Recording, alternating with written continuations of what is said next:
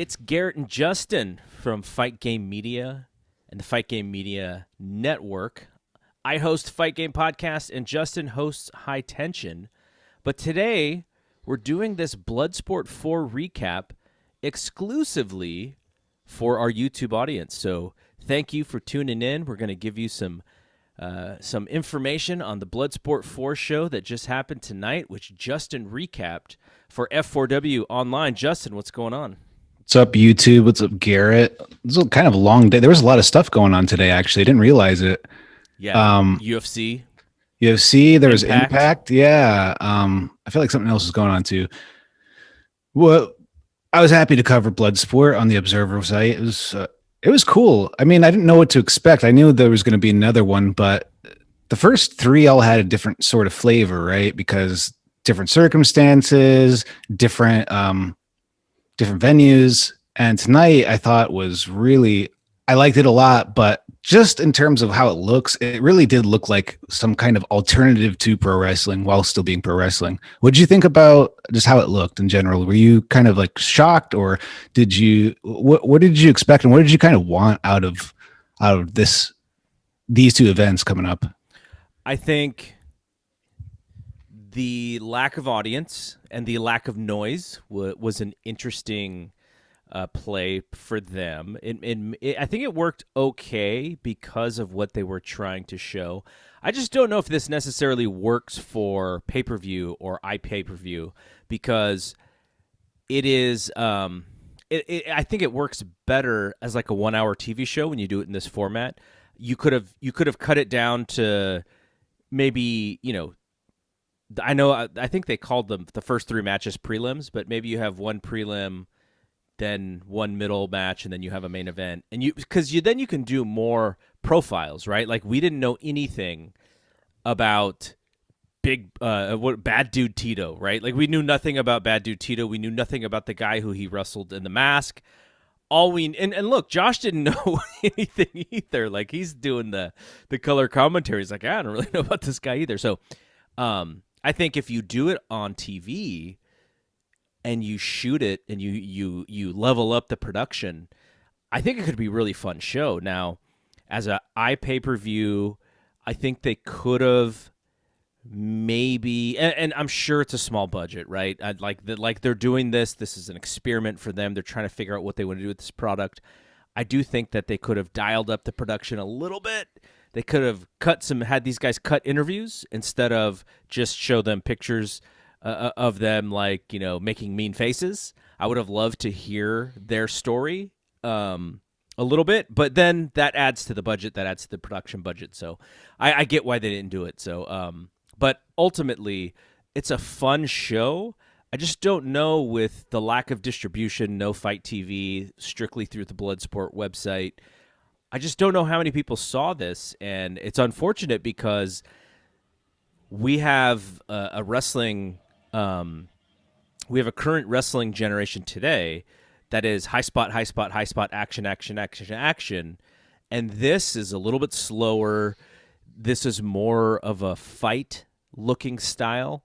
The knockouts kind of come out of nowhere. Like, we saw a knee to the liver by Filthy Tom Lawler, which stops a match. We saw a big suplex by Jeff Cobb, which stops another match. So it's different style, and I think you have to educate the audience too. But with doing this through the Bloodsport website, I don't know if you get the distribution to do that. So it's going to be interesting for them to see where they take this product. Ultimately, I think, like every other part of wrestling or sports, once there are fans able to come back, like, it's a different ballgame. But for now, it was interesting, and they have good enough guys who I was interested in watching specifically, to where I had no problem forking up, the money to check out this show. I liked it just because it felt different in an earnest way. There was no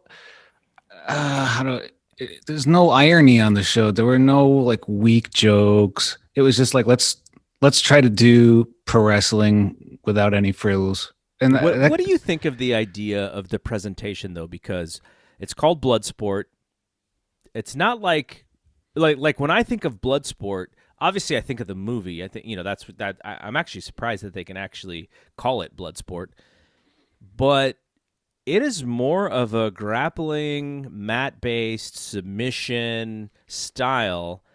I don't know if Bloodsport is the right name for this show, like, but because my idea of Bloodsport is like, oh wow, like all these matches are going to be super long, and these guys are going to be exhausted, and they're good. It's basically the last person to be able to stand up is going to win, and that's not what this product is at all. I got the Bloodsport vibe more so from just it's a ringless, uh, uh, not all stars against each other, but guys and girls from different walks of life meeting at this kind of kumite, at this kind of national, international tournament. But I see I mean, I know what you mean.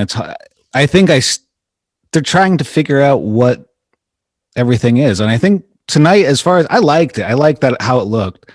To me, I didn't. It sort of feels like maybe, possibly what WWE was trying to do with that submission underground, the not underground, submission, yeah, Raw Underground, yeah. Maybe it was something like that. I thought it. Did you ever watch that Karate Combat, that newer? So it's just like a Kyokushin karate league. It's a little. It's like a souped up. The only production. karate I'm watching right now is Cobra Kai, man. Yeah, I hear you. No, it's a show that's popping up. I see it on Fight TV sometimes, where it's a really big production. Like they bring the fighters down in Mercedes and Rolls Royce cars, and there's it's custom made pit. It had that sort of feel, just on a lower type of budget, but lower but intentional. It wasn't trying to be over the top. It was supposed to be I think a gritty fight show. Yeah, I mean the positive things about this show, right? An hour and 35 minutes, whatever it was, flew by. There was no BS, like you said, no BS at all. It went match, it went announcement, photos, introduction, match, a little bit of like seeing how each guy was treating the win and the loss, and then boom, photo, introductions, match. So they moved, and this is pre-taped, so it's not like they had to do anything live. I still thought there were some weird production gaffes. Like there were moments where they had the wide cam, and then you see the other cameraman in the background shooting the entrance. I thought, they can clean stuff. They can clean that stuff up. If you're paying $24 or whatever it is, they probably should clean that stuff up, and do it, make it worth it. But otherwise, I mean, it's a very quick and look, we're bearing the lead here, right?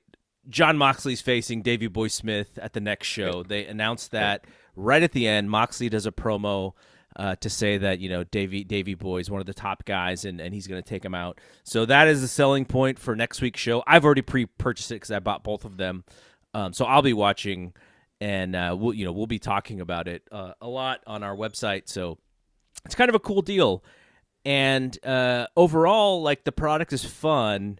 I think they just have to figure out some things to make it worth the investment of the fan, because there's so much stuff, right? Like you cannot turn the TV on these days without seeing wrestling. Monday is Raw. I think Tuesday is Impact. Wednesday is AEW and NXT. I don't know if there's a Thursday show or not, but obviously Friday is SmackDown. So there's so much wrestling. There's so much product. They are a different product, and I think they separate themselves from what the current TV product is like. But at the same time, you're asking people to invest their weekends with a UFC show on in the evening, which I didn't actually. I picked Bloodsport over UFC. I think you have to dial it up, though. You have to sell these personalities a little bit more.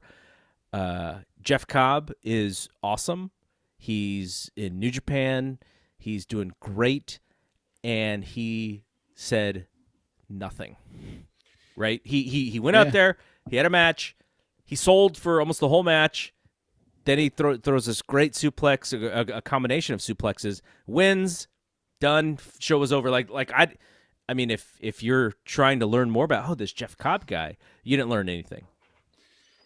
Part of it felt like it was. I felt like I was watching a New Japan production for a little bit because a lot of the matches were. I was they're not New Japan main roster guys, but tangential American roster like New Japan USA guys, Kratos, Alex Yes. Coughlin, Jeff Cobb, now Chris Dickinson.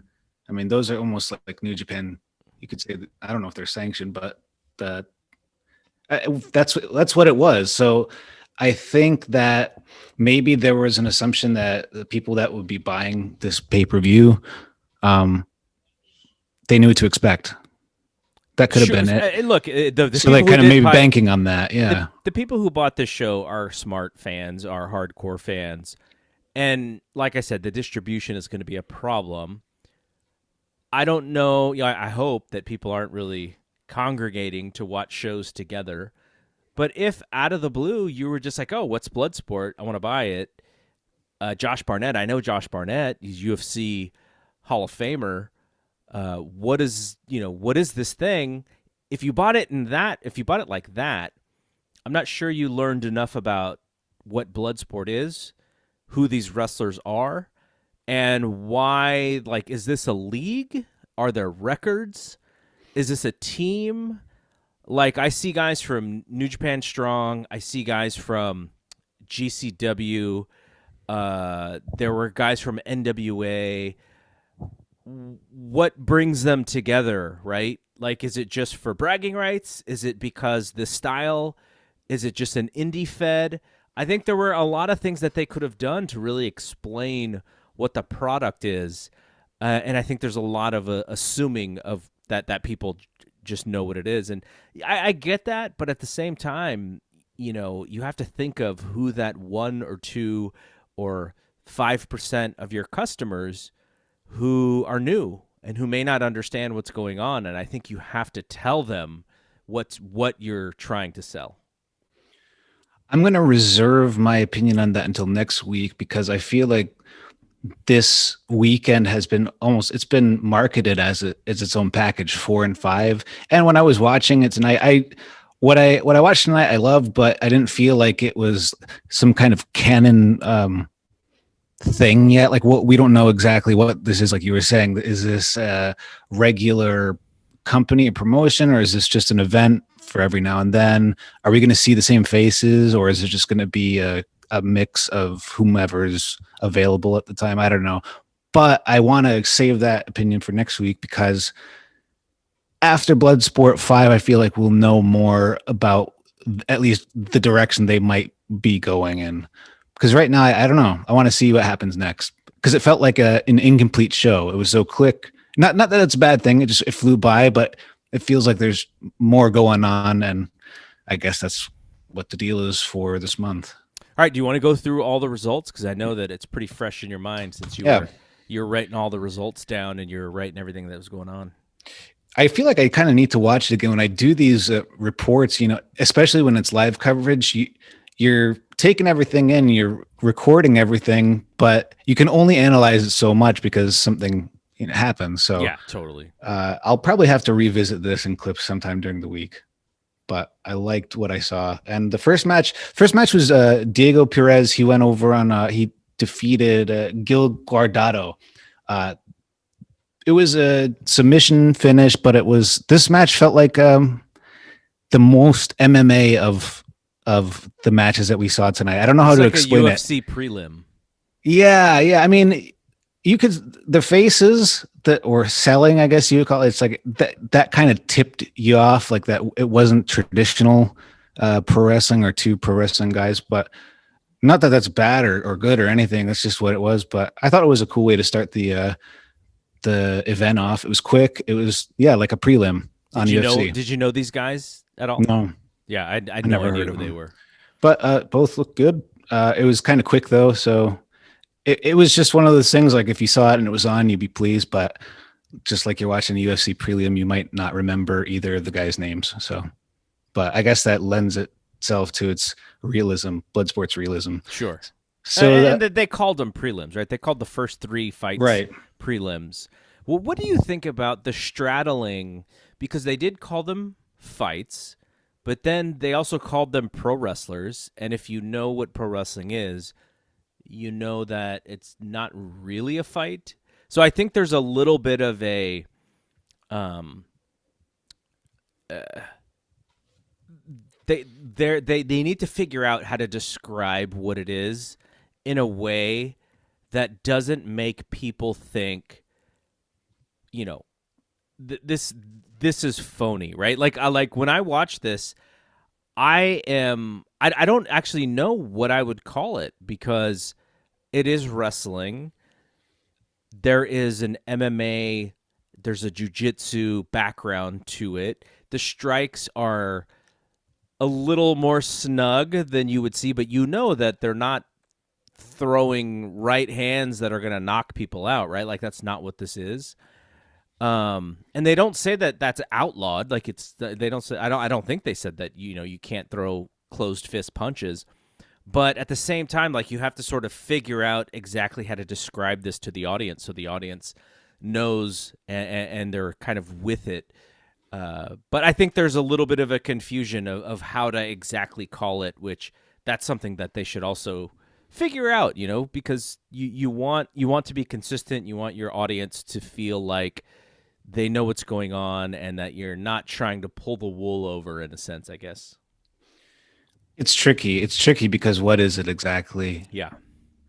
I think I can't speak for Josh Barnett or whomever, like who's there, what they think it is. But in my opinion, I would want to call it just pro wrestling because it's closest to what pro wrestling was when it started out. It's not trying to be any more than the rules that they set out. You know, at the beginning of the show, there are these set of rules. It was, you know, it was basic stuff. And if you just have guys or girls who can wrestle, be creative within that limit, like that box, that's just pro wrestling. It's not trying to be anything that it's not really. It's just trying to be like the people in the ring. If there's a wrestling type, like a amateur wrestler, he can be an amateur type of wrestler and tell a story that way. Or you can have somebody that's more striking oriented, whatever. But what I think I mean to say is that just using a simple not a formula, but a set of rules and making it work from there without anything else and without trying to be anything else.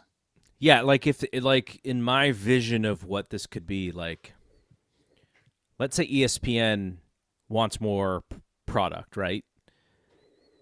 Then this is realistic enough pro wrestling that it kind of could bleed into a UFC show.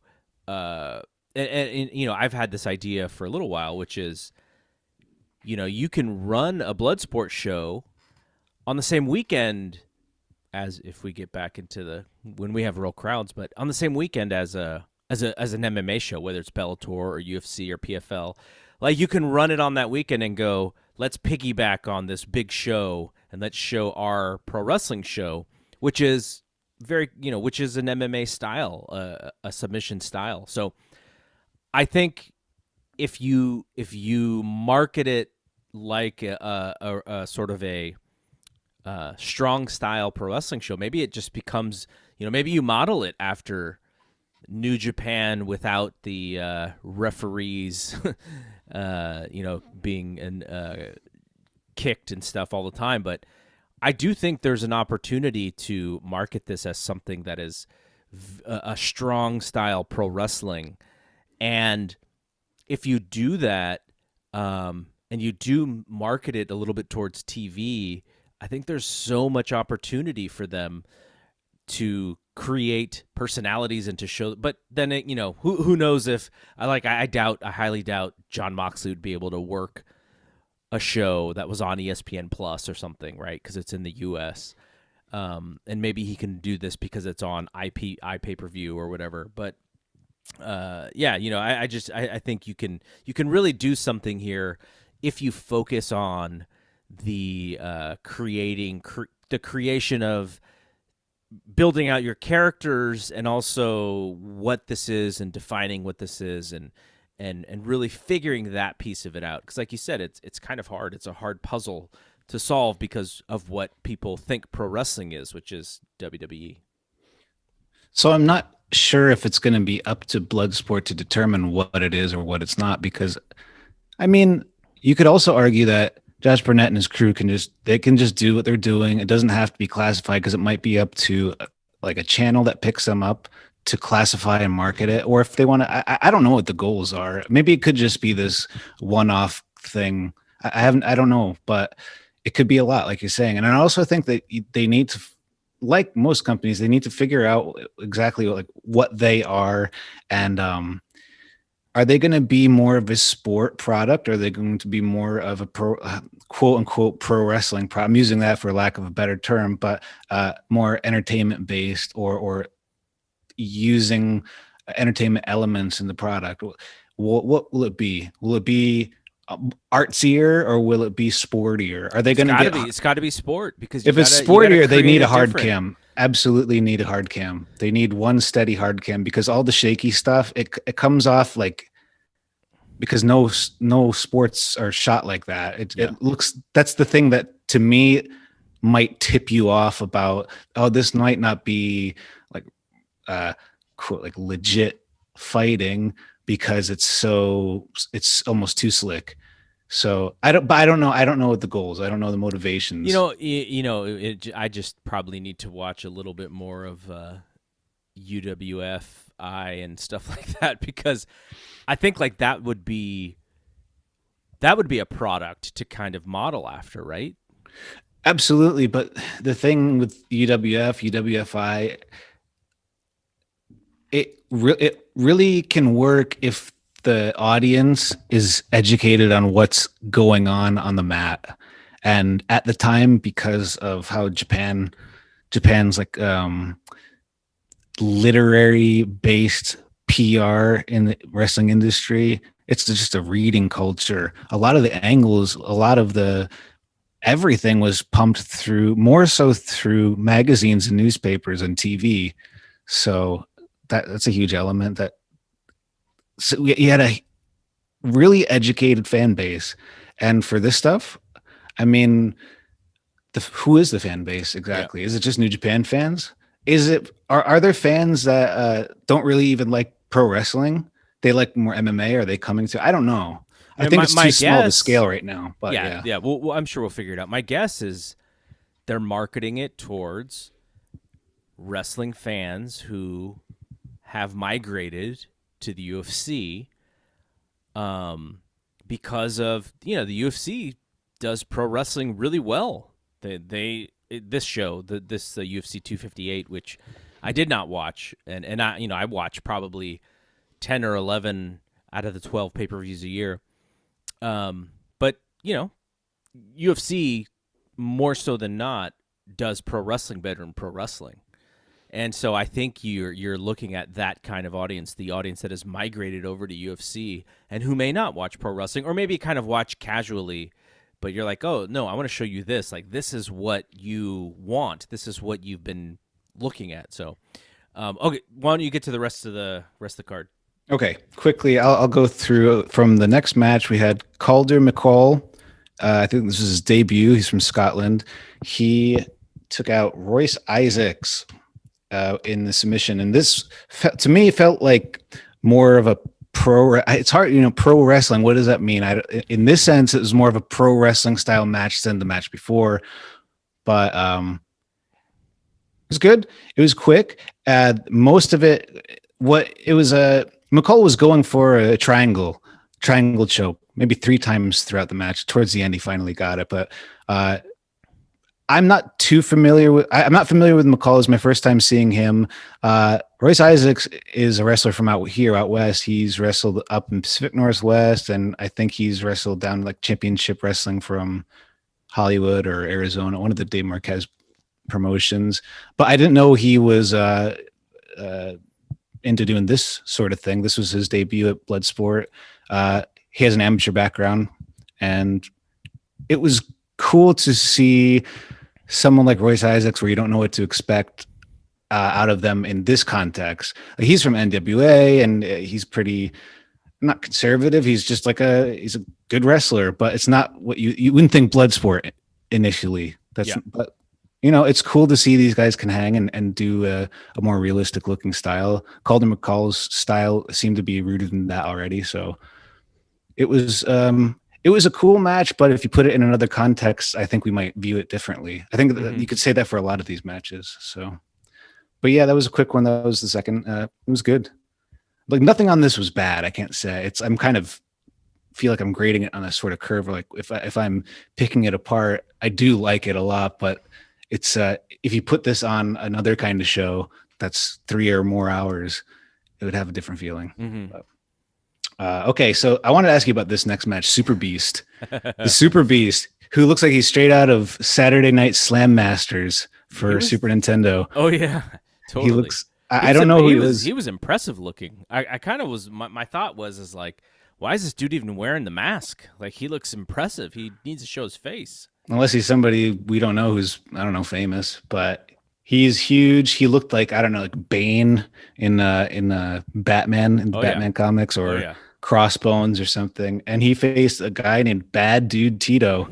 And I heard the name and I was like, I'll roll my eyes a little bit. But then I saw him and I'm like, that's a guy who he's Bad Dude Tito. That's his name.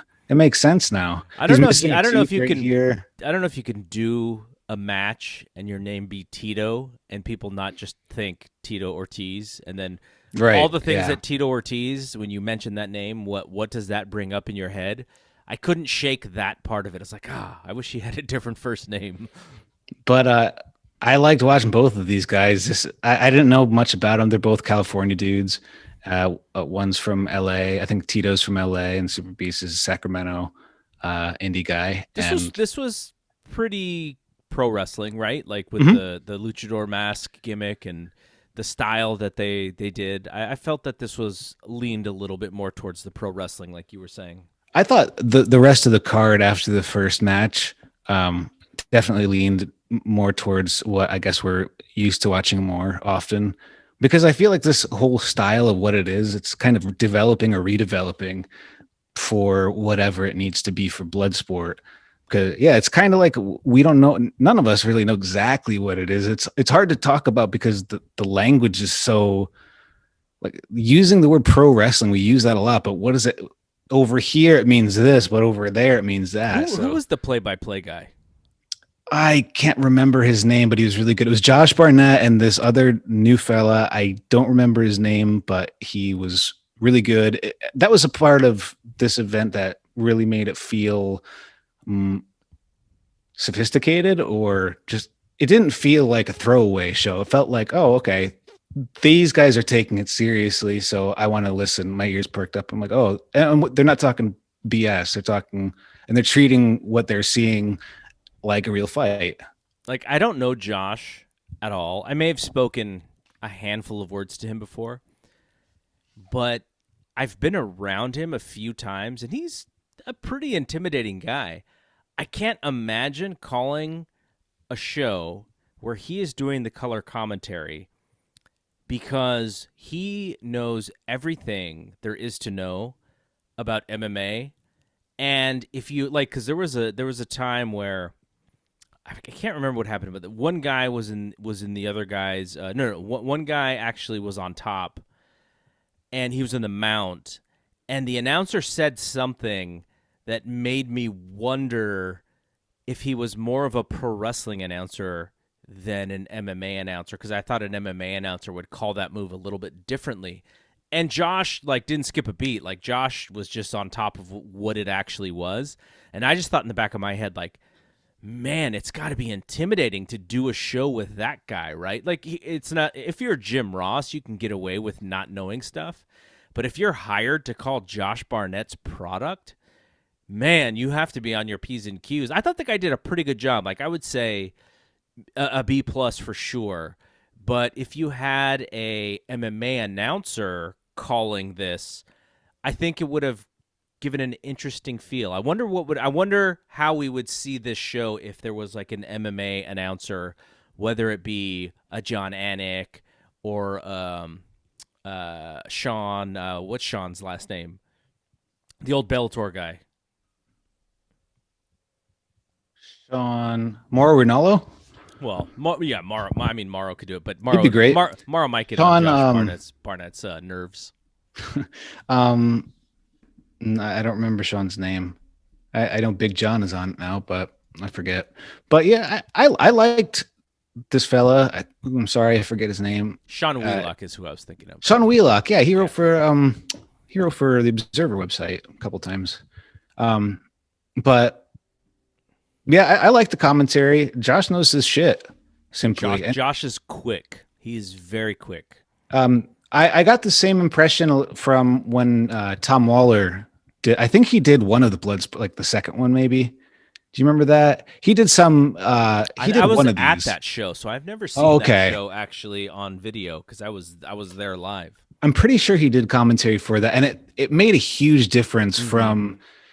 Like the pro wrestling style is just to wing it and just kind of like whatever, and you can tell so obviously. But with this sort of thing, because it's not, there's no like postmodern things where we're looking at and like addressing the audience every 5 seconds. It's not about that because it's sticking to the message or the idea that this is a fight no matter what happens. That's the kind of core idea that I got from all this. So you need people that understand that, and hopefully they don't separate it from what they're saying from what's going on in front of them. It could get mixed up. Yeah, so I thought business started to pick up around the fourth match because I think after these first three matches, then there were people that you recognized and that you've seen before. And that made me a little bit more intrigued than in the first three matches because, I sort of watched them as I would watch UFC prelims. Like, oh, yeah, this is kind of cool, but I don't know who anybody is, so I can't really relate. And they didn't really introduce them in any way to give me too much reason to care. But then you start recognizing people, and it gets a little bit more interesting.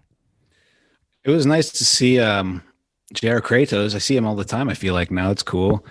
He was in the next match, yeah. What did you think of him in this style? I haven't watched the New Japan Strong stuff, but I've seen JR wrestle live, 20 times or whatever it is, and so I'm very aware of him. And I'll even share this. Like, what the guy like has such a great look, but he's such a nice guy. Like we shared an Airbnb for WrestleMania 35 weekend because he was doing some of the shows.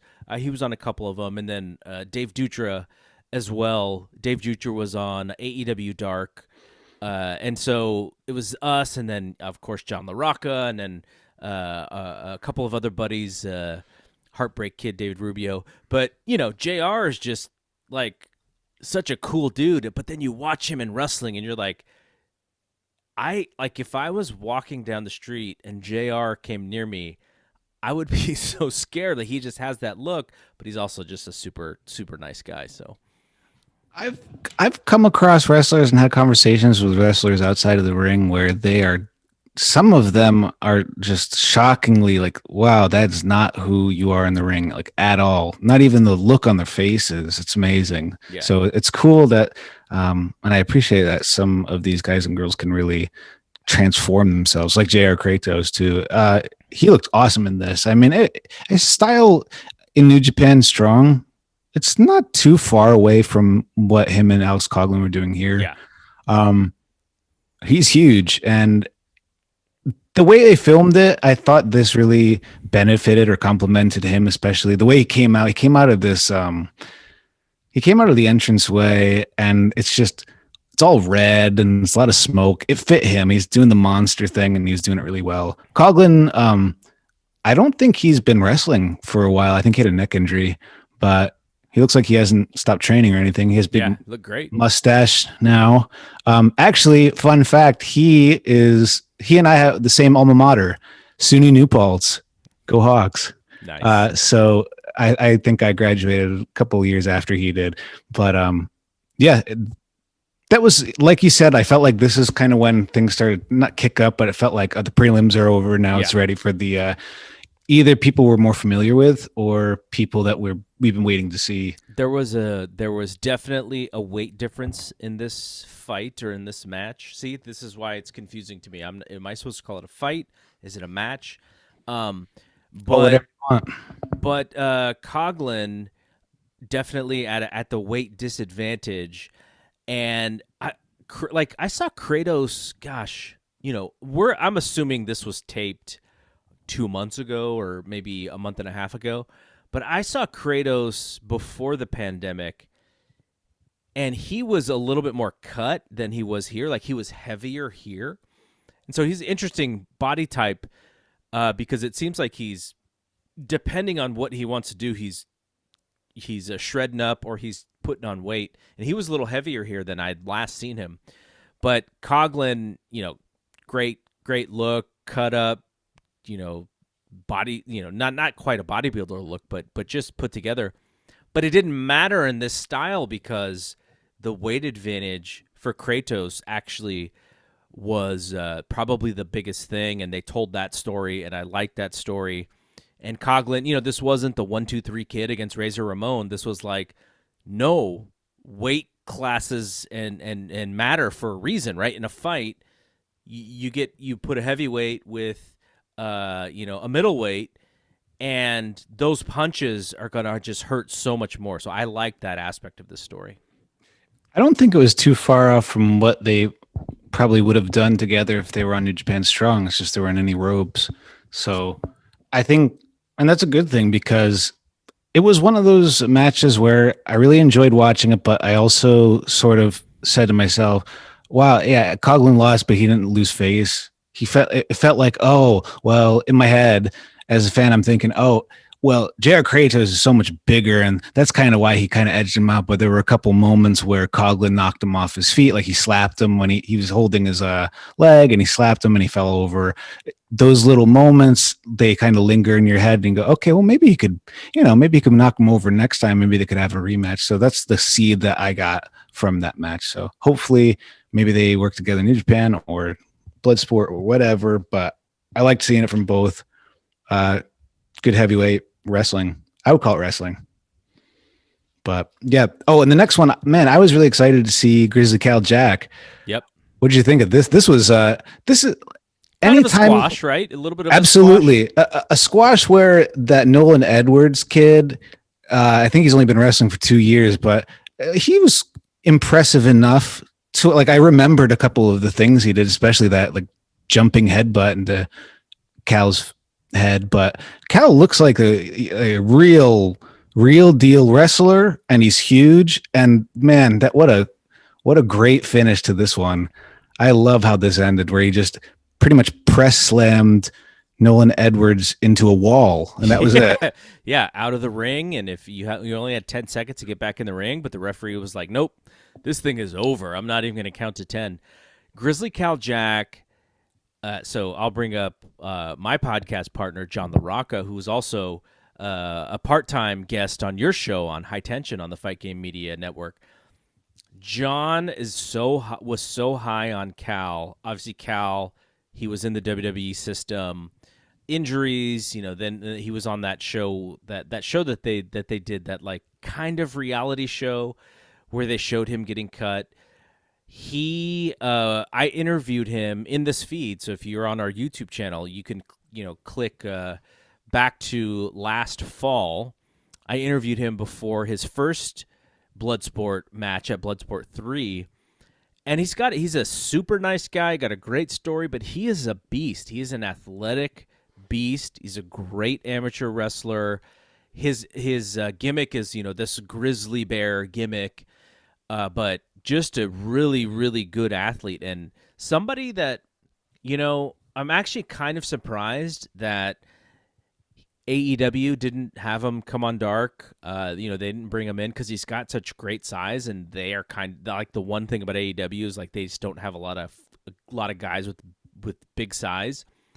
But he's if he can put the injuries behind him, I think he's got a really good future, but we'll see as far as that is concerned. But that interview that I did with him, like he talks about like this thing is hard during the pandemic, like trying to get bookings and trying to be safe, and he's also I think he was saying, I can't remember exactly, but I think he was doing like some PE stuff, PE teaching, substitute teaching, or whatever through Zoom, but so shows like this are great for him because this is his style. This is what he's best at, and I thought he looked really good. And they put him over like $1 million, right? I imagine he's being set up for one of their bigger guys. That's why he went over so quickly in this match. Hope so. We'll see. Maybe we'll see next week because I don't think they announced the full card yet. So yeah, we've only seen Moxley and Davey Boy Smith as far as I know. Yep. Yeah, I mean, there were a couple more matches, but they were all pretty short again. Next one, see, again, next one, like I was saying earlier, like Coughlin and Kratos, and the last match, Dickinson and Jeff Cobb, those feel like New Japan matches. And this next match, Tom Lawler and Simon Grimm, it feels like an MLW match, right? Yeah. So Tom Lawler coming out to the New Kids on the Block. Yeah. I guess they don't have to pay any sort of money if on the iPay-per-view, because it sounds like, or maybe the song was short enough to where they didn't have to do so. But I mean, how much money would New Kids on the Block want from Josh Barnett's? I don't know. I don't know. 7 cents. Yeah, I guess. But $10 or something. I say a couple of free pay-per-views. Let Filthy Tom live his life, man. Let him do his thing. He needed that.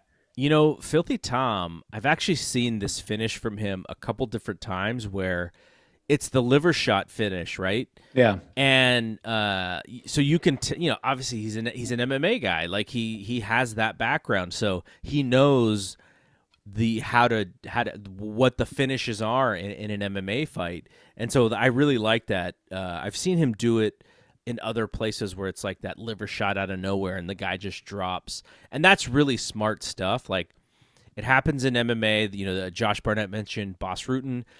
The one from boxing though, well, the recent one was Canelo Alvarez and Callum Smith. That was the recent one, but the famous one in boxing is Bernard Hopkins and Oscar De La Hoya. Oscar De La Hoya goes up in weight to face Bernard Hopkins, who is at the peak of his powers. And Oscar's fighting a really good fight for about 7 rounds. And then in that 8th round, Bernard Hopkins just hits him with a liver shot. Stopped the fight. Like, Oscar could not get up. And so that is what is in my mind when I think of that finish. But, Filthy Tom is so smart. And, he's got the MMA background and the pro wrestling mindset. And what's the real shame is that as talented as he is, MMA has not figured out how to, especially when he was younger, how to market him, because he'd won several fights in a row and he'd done those wacky press at the weigh-ins. He was doing all that very colorful stuff, and they never really got behind him, and I didn't understand why. It's like this guy is giving you, stuff here. And he lost that one fight to who was it, Corey Anderson, where we all thought that he won, and that was kind of it. And then he had the situation with the drug testing, the USADA stuff. But man, like that guy is so entertaining. He's so good. Obviously he can talk. He does podcasts. Like hopefully he can continue to do more, because I'm always impressed with Filthy Tom. It's funny because a lot of promoters, I remember a month or two ago reading Bob Arum complaining about how Terrence Crawford doesn't promote himself enough. It's like, if promoting yourself is one of these high values that promoters are expecting from fighters right now, Tom Lawler is better than like 70-80% of MMA and boxing. Oh, yeah, 100%. I mean, he works his ass off in terms of that. That's why we see him all the time. That's why he's popping up everywhere. But yeah, I don't know why. Maybe it's that wrestling stigma. You know what I mean? Sometimes people don't get behind it. Yeah. Another nice guy story, when Dave Meltzer and I went to the AEW, the first Double or Nothing, they did a ticket party at I think it's at the MGM.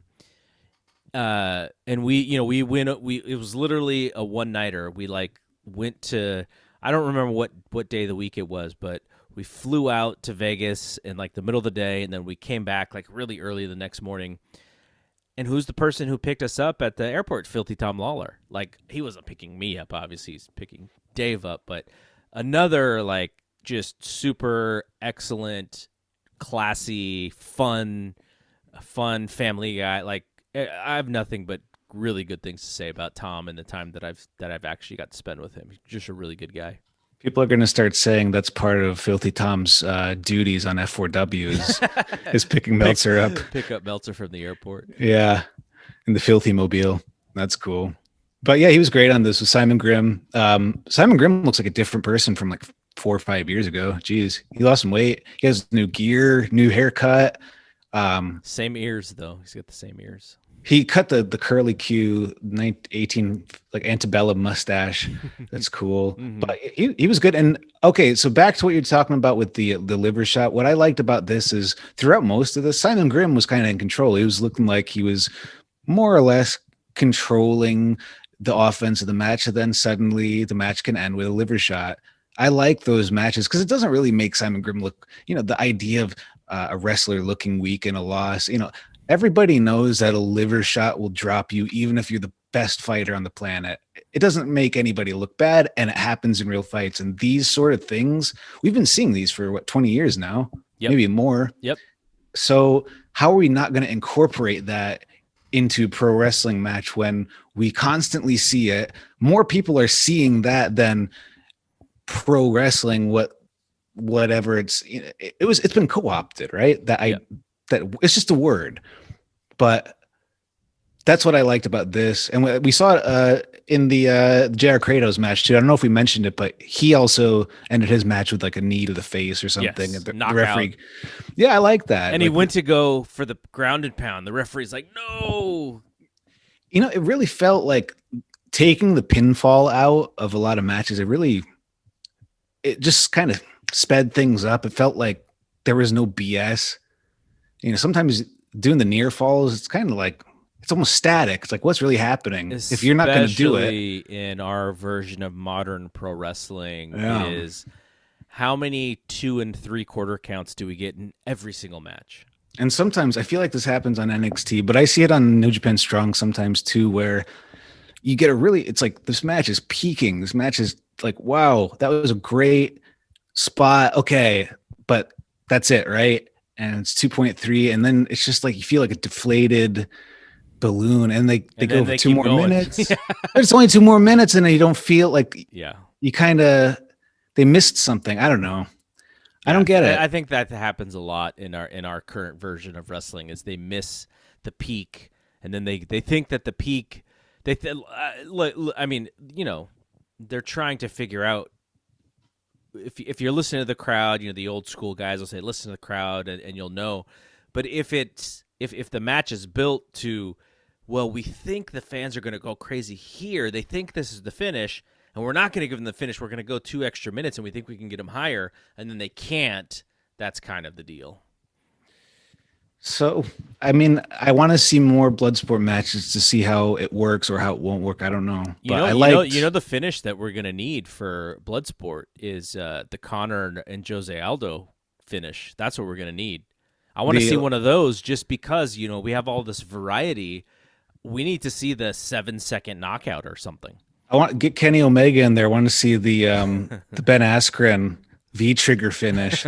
They just run across the ring at each other. Oh yeah, that one too. That one would work perfectly. You don't even have to throw the punch; just throw the knee. That would be awesome. On the other hand, though, like you don't always want to be mirroring what happens in real fighting because that might degrade what Bloodsport is.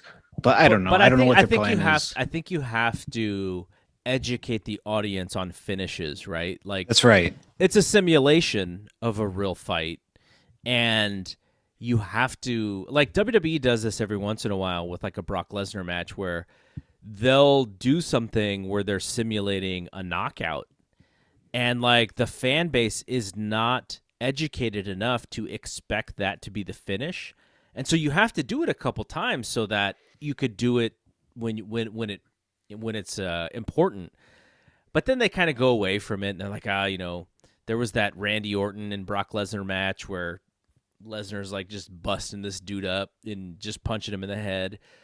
But MMA, the reason why MMA, part of the reason why it is caught on is just because the fan base is like, wow, like this match could literally end at any point, and I have to be paying attention. I can't, like, when we watch pro wrestling, what's funny is because we've seen so many different styles of matches, we can kind of figure out just by the pace, like what's going to happen. So if I'm like reading a magazine or, reading my phone or something while I'm watching a WWE match, I kind of know when to peek my head up when the finish is coming. I can tell by listening to the announcers. I can tell by what's going on.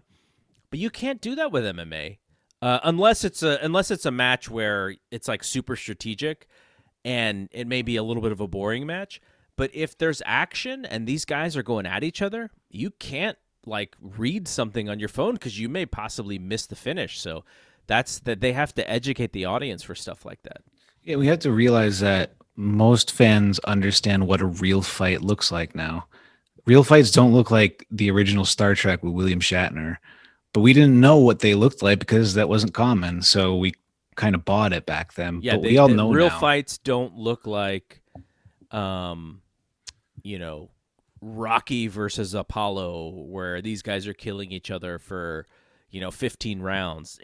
Boxing sometimes can have stuff like that because these guys are so tough, but in MMA, you're rarely going to see something like that. Like I can think of, maybe John Jones and Gustafsson, where you're just like, oh my God, these guys are taking so much punishment. But that's kind of a rare thing. You usually see the finishes and you see, the wear and tear on the body that just can't take it anymore.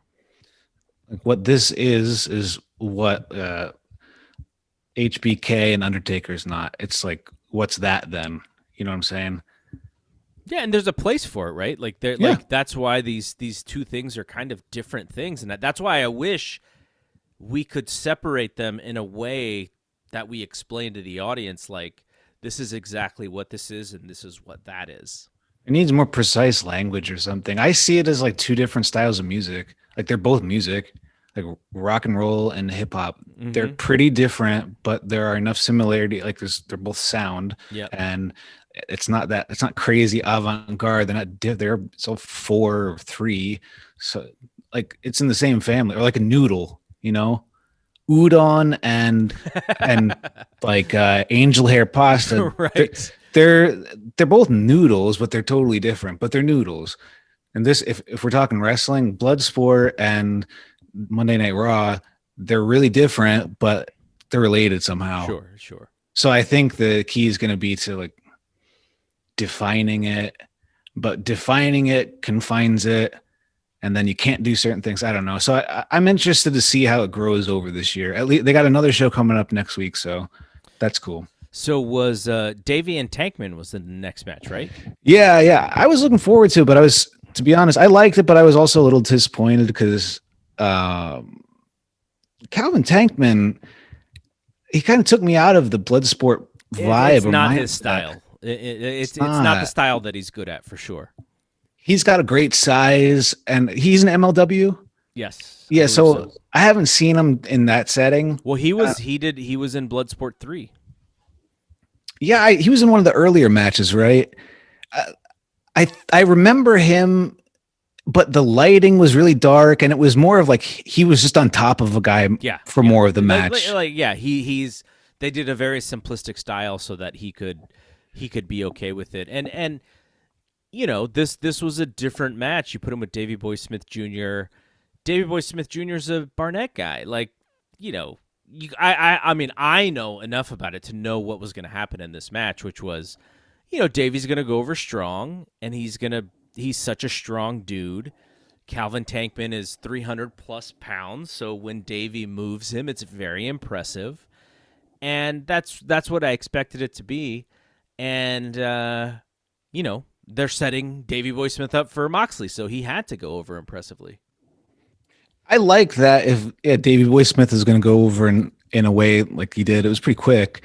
but it was also to a guy who's legitimately, you look at him, it's like, this dude's huge. He could really throw a punch, which is why I'm assuming he wasn't throwing anything close to what looked like a realistic punch tonight.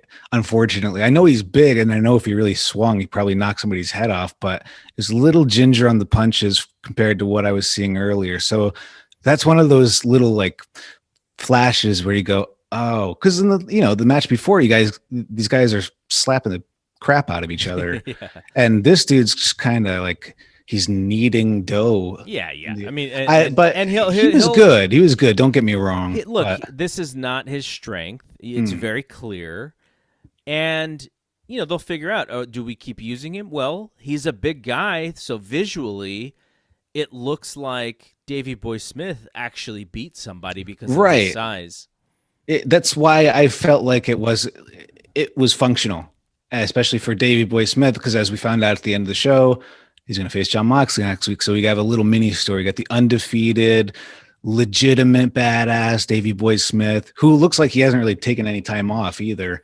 And he may be going to WWE for all we know. I heard those rumors too. It's, what's a bummer is he was scheduled to do the All Japan Champion Carnival last year, and I was really looking forward to seeing that, but the pandemic screwed everything up. So I think that's dead. But it was cool to see him here, and I liked how they finished it because he really lifted him up and drove the big tankman down on his head with a backdrop suplex like a regular Dr. Death or something. Mm-hmm. So that was cool. Again, quick though, but I want to see more of Calvin Tankman, because I think it's not something he's doing right now, but this is all new. So I think you got to give people chances too. So I want to see more of him, but we'll see. And that was the next match was the main event.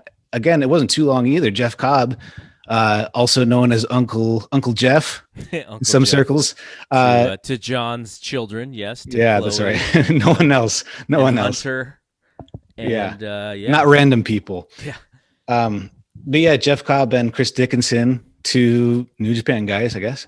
I felt like this was mostly a Chris Dickinson match. He was kind of in control for a lot of this. And then, like we were talking about it earlier, Cobb kind of exploded with 3 suplexes, and that was it.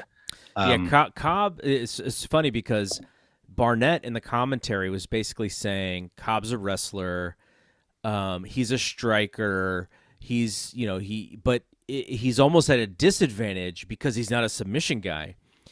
And that is 100% true, because I remember having a conversation with Jeff, and I've been watching Jeff since like 2013, right? So I've been able to see a lot of Jeff's rise.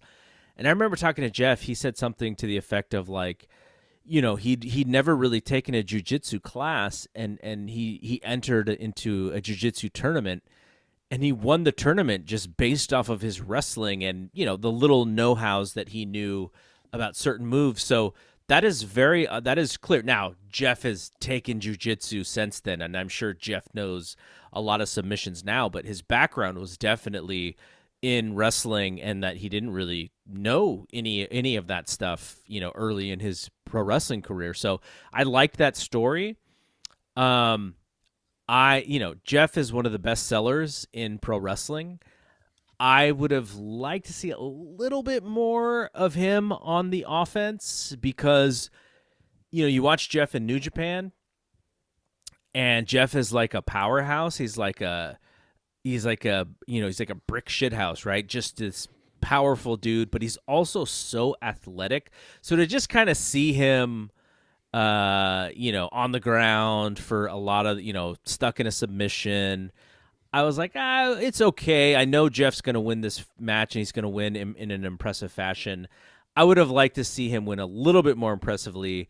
I think because Dickinson lost to Moxley on the last show, knowing that he was going to lose again, they wanted to give him something. They wanted to make him look impressive. So I get that from a booking standpoint, because I think Dickinson does have something. Like, he's got a great look. Now, like you said, he's doing some New Japan Strong stuff. So, there's definitely there's room for him to do stuff. So I get it, but I just wanted to see. I'm biased, right? I'm a Jeff guy. I'm a Jeff fan, but I did want to see him, be a little bit more impressive than he was. But the match that I want to see is Cobb and Kratos, and they've been trying to put that together for Bloodsport, and they just did it on New Japan Strong, I know.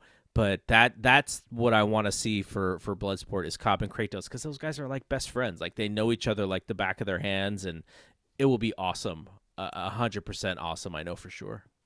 I'm wondering because this was taped. I'm wondering if this was before Tokyo Dome. Because if it was, I could right. Like, yeah. So I'm thinking like maybe he just wanted to take it a little easy. Possibly for sure. I mean, because he had because he was going to have some the best match of his life. Yeah, he's been on a freaking tear from there. I mean, he's definitely Cobb is one of those people I love watching and especially covering because he really does. He improves or changes in like big chunks. Dude, like I was covering ROH in 2019. He's like totally different from what he was doing there. He's totally developed, and it's crazy because last year wasn't a regular year, and he's still trucking. But maybe that's why he was a little. Yeah, it wasn't as intense as it probably could have been. It could have been way crazier, I'm sure. But I was satisfied. I want to see more of it. We'll see. Yeah. So we're just about done here, but I wanted to let the folks know who have actually sat through this whole recap of ours. I don't know for sure if we're going to have Moxley on the Fight Game podcast. It's possible that we'll have him on in the upcoming week so that he can promote the Bloodsport show. But what I do know is that we're going to give away Bloodsport 5. So listen to the podcast, Fight Game Podcast. Just do a search for it. We're on all the different things.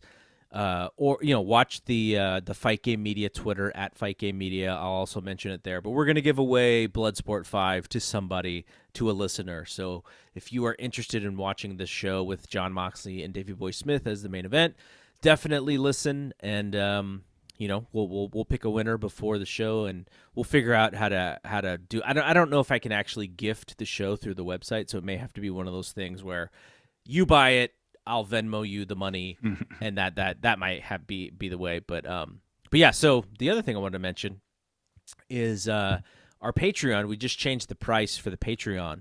So if you're interested in the Patreon, it is now $7.99 for our for all of our stuff, and the $2.99 price just to kind of get in. And there are shows there at the $2.99 price, but if you just want to support Fight Game Media, the $2.99 is there for you to do so. If you just enjoy what we're doing on the website and on the Fight Game podcast, on the network, all that stuff, definitely hit us up. FightGameMedia.com is the website, and the Patreon is patreon.com/Fight Game Media. Justin's podcast is up there every Tuesday night, Wednesday morning. You get to hear High Tension on Japanese wrestling with JD Oliva, and sometimes John LaRocca is on there, and Justin also does a show called Write That Down with Fumi Saito, which a lot of I've actually had people reach out to me and go like, how do I listen to this show? Like, I really love the stuff that Fumi does, so that is really fun. You guys did a show on Hulk Hogan's career in Japan, which I found so interesting because there was lots of stuff that I didn't even know about Hogan at that time. Same here. And to be honest with you, I'm not the hugest Hogan fan or anything, and I have the same knowledge most of us hardcore fans have of Hogan's career. But man, Fumi let us in on some deep cuts. There were some cool things that I learned about Hogan's career, and it really restated how big of a deal this guy was to Japanese pro wrestling. I feel like sometimes we think of Hogan's career because he was so massive everywhere in the world that we go, oh yeah, he was in Japan too. But man, it really started in Japan, and it's not like he was kind of big. He was like Bruiser Brody big, gigantic. He was the left side. There was Hogan over here in New Japan and Brody in All Japan up until Hogan left for good for the States. That's when Brody went to New Japan. So he's a big part of Japanese pro wrestling history. Like him, hate him, or whatever. He was a huge part. And you have a clip that's in this on our YouTube channel. If you want to look at that, of that show that you did with Fumi about Hulk Hogan, and it's funny because you guys used the term cosplaying. He was cosplaying superstar Billy Graham. I thought that was funny, like a funny term, because like back then, and in the late '70s, like that wasn't a term. Like I think it's probably a term that was probably created in the last 10 to 15 years. But it was funny. That's right. I liked that. And also, we're gonna put an episode, the very first episode of Write That Down with you and Fumi. We're gonna put the whole thing up in the YouTube so that if people are interested in joining the Patreon, they can kind of hear like the rhythm and the vibe of that show. So then, if they want to join, you can join. $7.99. You can hear Justin and Fumi. You can hear me and Dave Meltzer. You can hear us and John Moxley, and then all the MMA and pro wrestling shows that we do weekly. So, yep. And next Fumi podcast coming up very soon, and we're profiling Stan Hansen. So get ready for that one. That's going to be another good one. Okay, so that's it from here. Our first YouTube only specific show. Hope that people enjoyed it. We'll do some of these. We're gonna really invest into the YouTube platform a little bit more than we have.